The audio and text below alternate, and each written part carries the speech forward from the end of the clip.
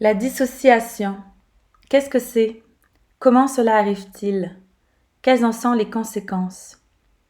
En voici un exemple possible dans ma vie quotidienne. Me voici donc dans une journée normale. Je suis de bonne humeur. Je chante et je danse en faisant les travaux ménagers, la vaisselle, le ménage, etc. Quand tout à coup je me sens défaillir, sans aucune raison. J'ai la tête qui tourne, j'ai les jambes et les bras faibles, et j'en perds l'équilibre. J'essaie de me retenir sur le comptoir ou sur tout objet, mais me voici malgré moi tellement faible que je me retrouve sur le plancher de ma cuisine, incapable de même bouger le petit doigt ou le moindre petit orteil.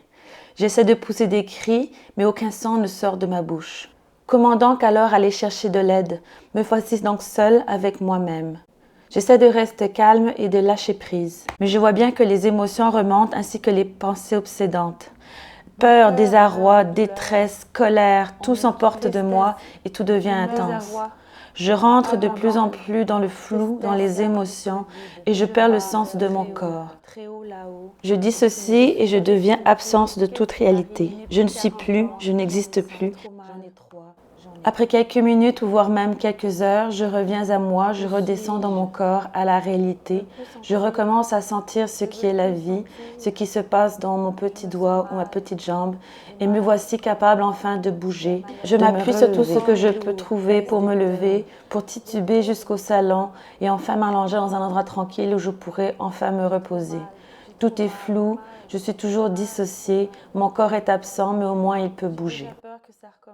Je suis fatiguée du corps, brûlée des émotions, je suis exténuée du mental, je n'en peux plus. Je me protège en cocon, je veux partir, oublier, ne plus être là. Mon enfant intérieur prend possession de moi.